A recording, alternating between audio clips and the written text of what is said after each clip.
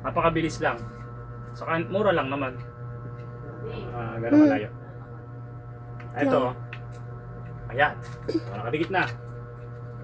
Dikit nyo lang mabuti ha. Kita ba? Ayan, dikit nyo.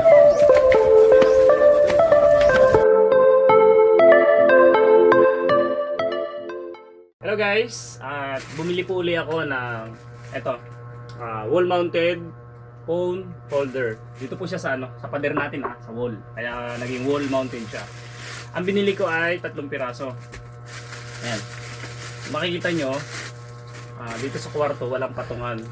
Kaya pag natutulog, ayaw ko na ang cellphone ay kasiping pag matutulog. Kaya ang ginawa ko, bumili uli ako ng wall mounted natin, phone holder. Meron na ako dun sa sala, naipakita ko na dun sa iba kong video. Ngayon, bumili uli ako. Tingnan nyo. Charan. O, diba? Itong binili ko, nga pala guys, ay 12 pesos lang ang isa. Okay? 12 ang isa lang nitong binili ko. Napakamura lang. Kaya pinagbayaran ko dito sa tatlo ay 38 pesos. Pwede ko siya ilagay dun sa kabila, or dito, or doon. So, dito ko na lang siya nilagay para malapit sa saksakan. Abot naman yung charger ko. Dito ko siya lalagay tatlo. Okay? Pakita ko sa inyo guys. Etong binili ko ay mura lang. 12 ang isa. Hindi siya ganun kakapal ha. Merong makapal nito. Yung unang bili namin doon sa isa ay nasa 100 plus yata yun, 100 or 80. Nung nakita ko pareho lang naman. Kay makapal, kay manipis, pareho lang.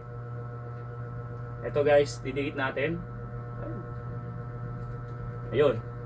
And then, napakabilis lang. Saka mura lang naman. Ganun malayo. Ito. Ayan. Nakadikit na. Dikit nyo lang mabuti ha. Kita ba? Ayan, dikit nyo lang mabuti. Tapos to pwede sabitan ng susi or kung ano man. Pwede kang ID dyan eh. Charan. Tapos to may butas dito. Pwedeng charger. I-post mo nga, papakita natin yung may charger. Ito guys, hawak ko na yung charger. Pakita ko lang sa inyo na talagang pwede siyang i-charge ha. O yan. O, di ba? Ayun ang charger. Ayun ang saksakan. Pwede rin dito. Yun. Ayun. Hindi na siya nalaglag. Okay? Ngayon, ito matibay naman siya, matibay yung pagkalagay. Pero kung duda ka, pwede kang gumamit ng glue stick, lagyan ng glue stick yung gilid o kaya yung likod bago midikit. Yung, diba hindi lahat na coveran ng pandikit. May isa pa, hindi ko na kung ilalagay ko na rito or wag na muna. Maghahanap ako ng isang paglalagyan. Dalawang cellphone lang na ilalagay ko rito. So ito, tingnan ko muna kung saan ko ilalagay. Okay? So at least pag matutulog ako, di ko na kailangan ko saan nilagay. Nasa paahan ko, doon yung part ng ulo, dito yung paa. Hindi malayo. Siguro naman din ako abot ng radiation yan.